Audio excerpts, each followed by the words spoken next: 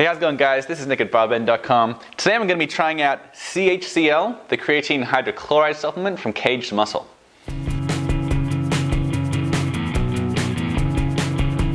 So KAGED Muscle makes all of their supplements in a GMP certified facility in Idaho. They've got a pretty wide variety of products, including things like citrulline and carnitine and fat burners. I've tried quite a few of their products. Their pre-workout is one of my all-time favorites. This is their creatine hydrochloride. And what's interesting about this is that it is a creatine hydrochloride, and the serving size is very small. It's just 750 milligrams per scoop. And this here is the lemon lime flavor. So I'm going to see how it tastes with water.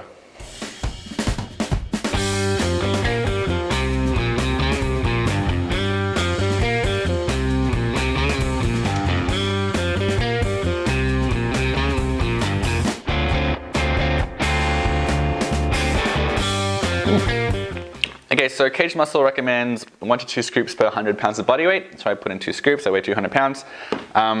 It is not, what's interesting about it is that it is not artificially flavored. It has natural flavors and it has natural colors, but it has one artificial sweetener. So it's artificially sweetened with sucralose. It's also called Splenda.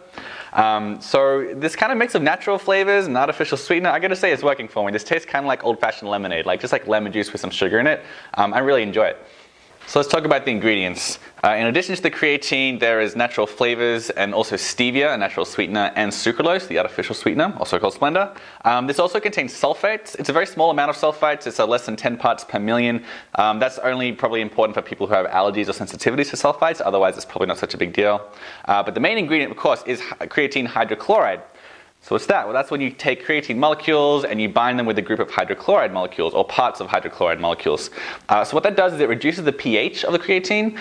First of all, it makes it dissolve a lot more easily in water. I can leave it here in this water for a while and it's not going to pile at the bottom like creatine monohydrate or even micronized creatine tends to do. So that can be useful for some people. It also makes it, it also appears to make it less likely to cause digestive distress. Among some people, when they take a big hit of creatine, it can cause cramps in the stomach. Generally the feedback is that when creatine hydrochloride can ameliorate those issues, at least for some people. So that can be really good news for people with sensitive stomachs. The reason why you get it in such a small scoop is that there is a theory that because creatine is more soluble, it's possible that it might absorb more effectively, it might get to muscles more efficiently, and you might not need so much of it when compared to creatine monohydrate. That's the theory. The thing is, there's not really a lot of evidence supporting it. There's not a lot of evidence discrediting it either. We just don't have very many studies. There was one study that showed when you compare it to creatine monohydrate, there was more creatine in the plasma, in the blood, when you consume hydrochloride versus monohydrate among a small group of test subjects. The thing is, it doesn't necessarily mean you're absorbing more of it. In fact, it could mean that less of it is going to the muscles and more of it is winding up in the blood when compared to regular creatine. So it could mean it's more effective, it could mean it's less effective. We just don't really have a lot of studies right now. So as far as the price goes, this little tub here is $20 and you're going to get 75 servings in this. Each serving is 750 milligrams. Note that most people might want to have 2 scoops per serving. So that comes to 26 cents per scoop, which is 34.6 cents per gram of creatine. So as far as creatine goes, it's pretty expensive. Like compared to creatine monohydrate, the most common form of the supplement, you can pick that up for like 3, 4, 5 cents per gram. This is almost 35 cents per gram. So it's pricing compared to regular creatine. Compared to creatine hydrochloride, it's pretty reasonably priced. I've tried 2 other creatine hydrochloride brands that are pretty similar in this look and taste and feel. One was 51 cents, one was 19 cents per gram. So at 35 cents per gram of creatine hydrochloride, pretty reasonably priced. So a few things that I really liked about C-HCl.